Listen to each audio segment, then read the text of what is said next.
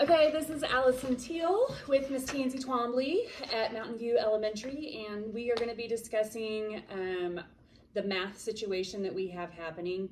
And so over the last 5 years of data that I looked at, I was able to see all math in 3, 4, and 5 on the STAR test was a problem.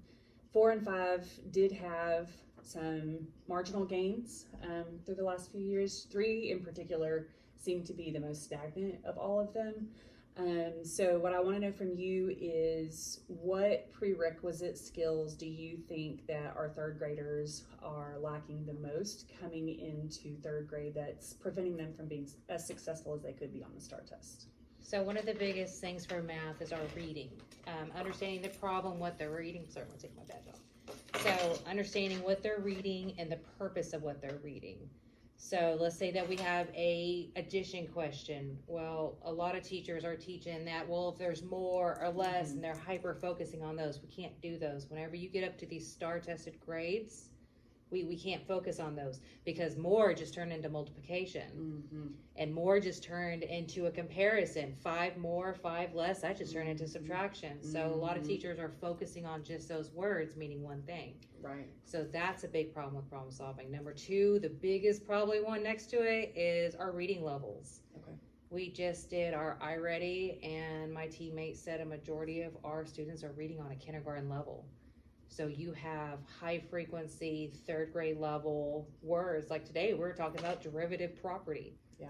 And they're derivating the fractions of things, and they're going through and they're doing all these big words. Yeah. But we are still needing to focus on basic vocabulary, and like being able to phonics, breaking them apart.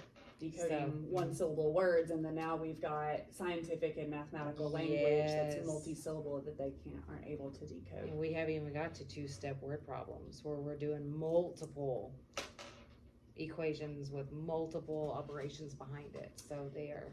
So do you find that if it's a math calculations, just a straight math calculations problem, they're more successful and able to perform those types of problems? If it's skill based, a lot of our students are doing okay with it. Some of them need our supplemental A's, which is stacked right here on my desk. Right. So some of them use those, and some of them are doing great without, which means teachers in the previous have taught them how to use some of these. But we still have kids struggling, even just putting them in order, counting on a number line. We are still struggling with those type of things. So what are your thoughts on addressing the word problems that seem to be the most problematic? So for me, you got to pick on which part of groups we're going to go through. So there's different problem solving model. Like for our campus, we're using the read, draw, solve. But we need to go a little bit further into that. What are you reading? And one of my favorite ones is do the numberless equations. I take out the numbers, read it to me. Think of it as a story. We act them out. Get the kids involved with what they're doing, because they need to be able to relate what skills they're doing in the reading class. They need to be able to relate them here. So I try to make sure I stay teamed up with my reading teacher. I say, okay, how are you teaching this? How are you going through this? So I can relate it into my classroom, so they can see that what they're doing over there will help in here also with these word problems. And what's helping on their word problems will help in reading. Will help them over there as well. So they need to see that. That there's a relationship between the two. Yes. Yeah. So that's a big one, is going through those skills on what are you reading? What are they telling you reading about? Right. I mean, reading comprehension is huge. It's very huge. Yeah. Do you find that listening comprehension plays a part, like absent of math? Do you feel like their listening comprehension is at an average level? No, that they're still struggling. They're still struggling with that.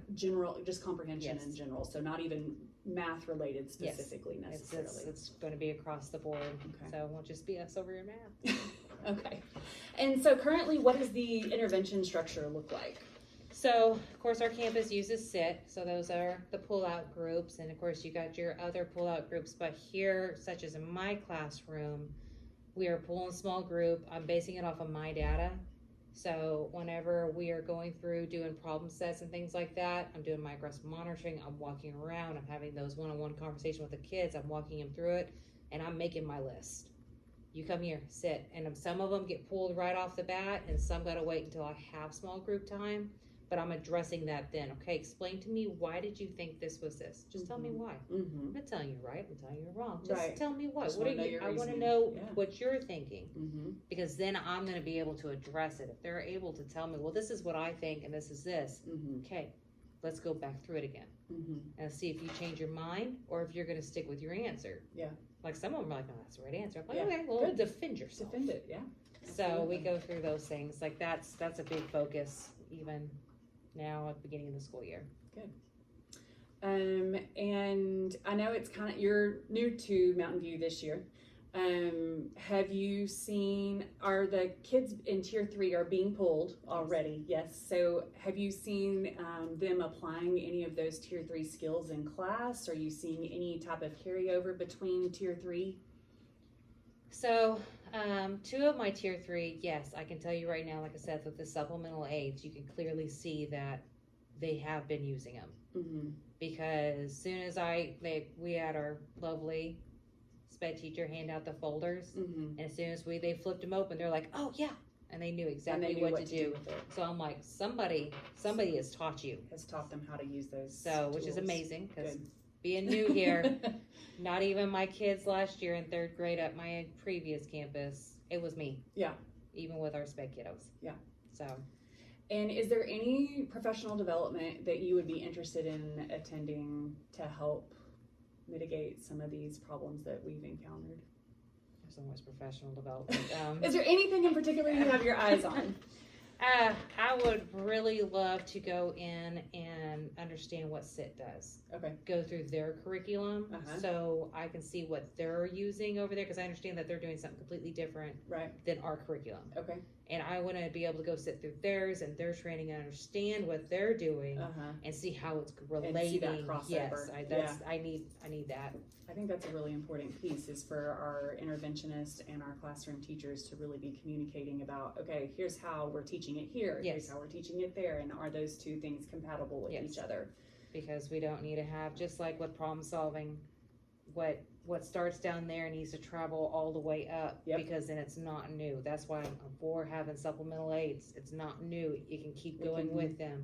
So what they're doing, I don't want it to be new, going back and forth, because then they're already struggling. We don't need to make it they don't worse. need to be confused by 2 different methods. Exactly. So, well, I appreciate your time this afternoon. Thank you for letting me bother you at the end of a very busy day. No, I appreciate it.